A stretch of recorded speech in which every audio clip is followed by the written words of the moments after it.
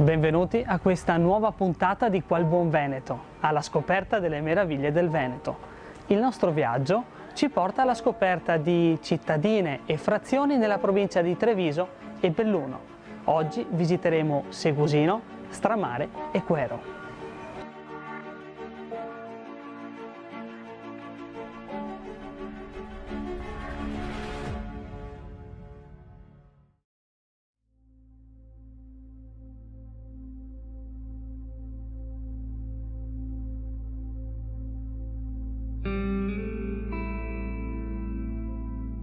Segusino è citato per la prima volta nel 983 e il castello di Mirabella, oggi scomparso, è la prova che queste zone erano considerate strategiche dal punto di vista militare o soltanto anche come zona di confine.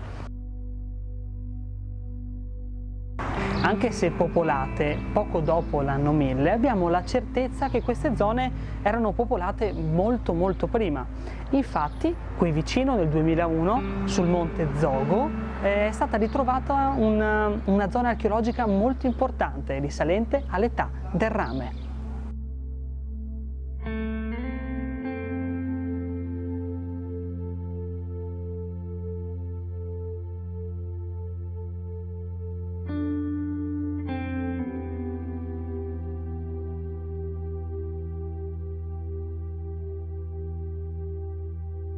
Vicino a Segusino c'è un paese che merita la nostra attenzione, un piccolo paesino che sta quasi ai piedi del monte Zogo.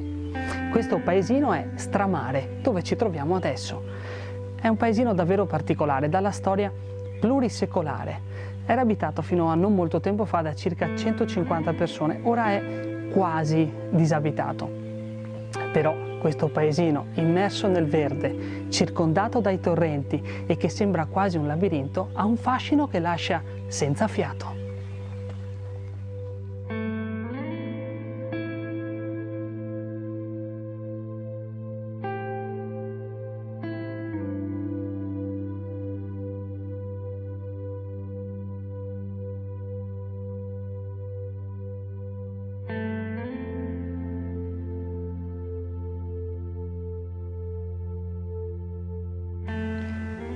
È interessante la storia che c'è dietro al nome di questo borgo, che è anche il cognome della gente che abita in questo posto.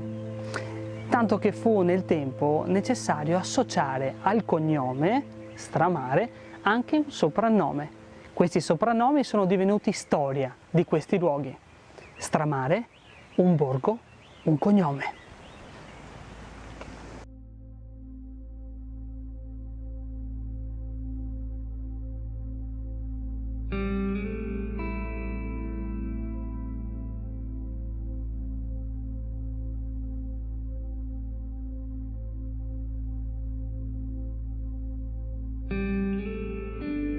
Siamo distanti solo qualche chilometro da Segusino. Siamo arrivati a Quero.